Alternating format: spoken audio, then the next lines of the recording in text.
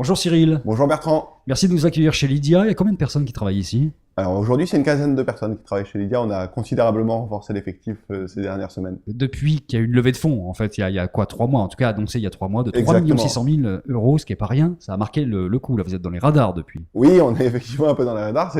D'après ce que j'ai pu lire récemment, c'était la deuxième plus grosse levée de fonds dans les services mobiles en 2014. Donc effectivement, c'est une levée de fonds significative. C'est clair que quand on n'a pas d'habitude, c'est plus facile à changer. Et les jeunes ont moins d'habitude que les gens qui sont plus âgés. Et donc du coup, c'est pour eux, mettre sa carte dans son téléphone et payer avec son téléphone, c'est quelque chose qui est beaucoup plus naturel.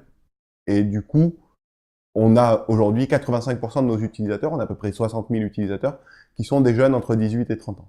Finalement, un mode de paiement, pas un moyen de paiement, mais un mode de paiement qui peut me servir tout au cours de mon quotidien, que je dois rembourser un ami, payer dans un commerce, payer chez le médecin, payer un taxi, mais aussi payer sur Internet. En fait, l'idée de Lydia, c'est aussi simple, voire plus simple que le cash. Tout ça avec une dimension très sécurisée, évidemment, puisque la carte bancaire devient le téléphone, ou vice-versa d'ailleurs.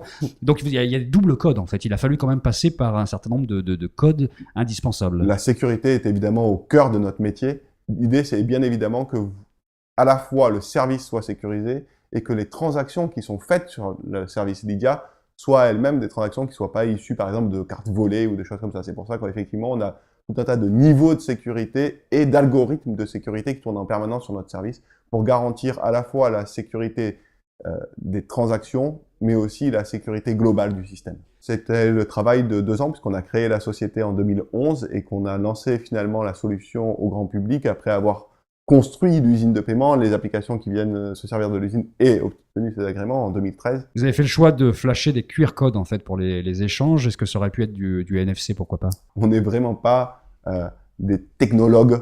On ne fait pas de la technologie pour la technologie. On a même du mal à comprendre comment ces noms se sont retrouvés dans les oreilles du grand public.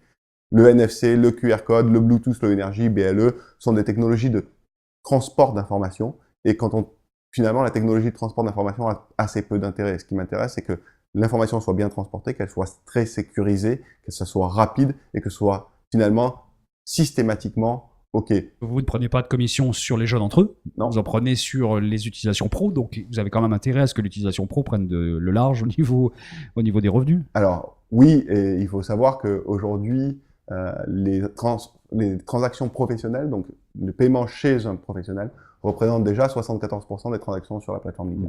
Est-ce que finalement vous êtes la réponse africaine aux solutions de paiement mobile françaises, c'est-à-dire quelque chose de simple qui n'existait pas juste avant et qui a déjà démarré avant en Afrique? L'idée de Lydia, c'est on ne fait de la technologie que pour résoudre des problèmes.